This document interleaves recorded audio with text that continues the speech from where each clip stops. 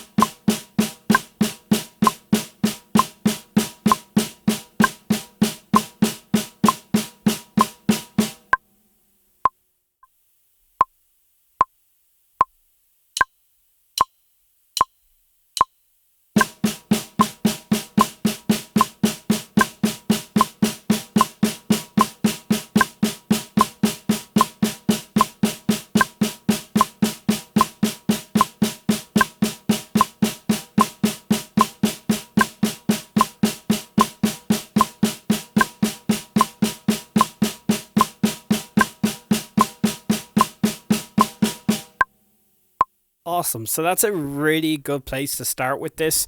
I forgot to mention too that you're making sure make sure to keep those notes nice and even. Okay, there's no accents in that exercise, so you're looking for consistency. Each note is sounding the same. All right, so let's move on and now place these eighth note triplets into the context of your first groove. So what we're going to do is take those eighth note triplets, move them on to playing them solely with your right hand, and we're going to play those on the hi-hats. So 1 triplet, 2 triplet, 3 triplet, 4 triplet, 1 triplet, 2 triplet, 3 triplet, 4 triplet. We're going to place the bass drum on beats 1 and 3 and the snare drum on beats 2 and 4. So we get this. I like it. Sweet. 3 triplet, 4 triplet, 1 triplet, 2 triplet, 3 triplet. I could do this all day. Seriously. But I'm not. All right, so that's how this is going to sound. So let's there's also a feel here that comes with these particular grooves, and I love to go into that a little bit, and I always think it's really important. So basically with this particular groove, it's important that when you basically, a good way to think about this is when you hit the bass drum and when you hit the snare drum, you're hitting those hi-hats a little bit louder. Okay, so in other words, 1 triplet, 2 triplet, 3 triplet, 4 triplet, 2 triplet, 3 triplet, 4 triplet. and that just pushes the groove along nicely.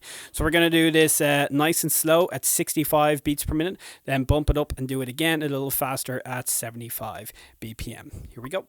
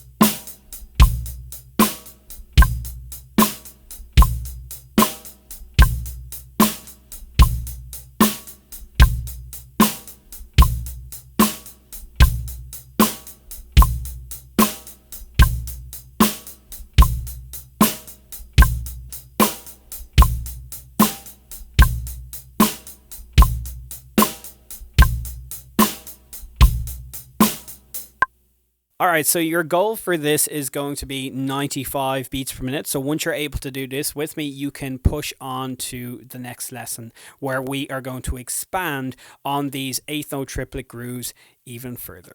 When you're ready, let's do this.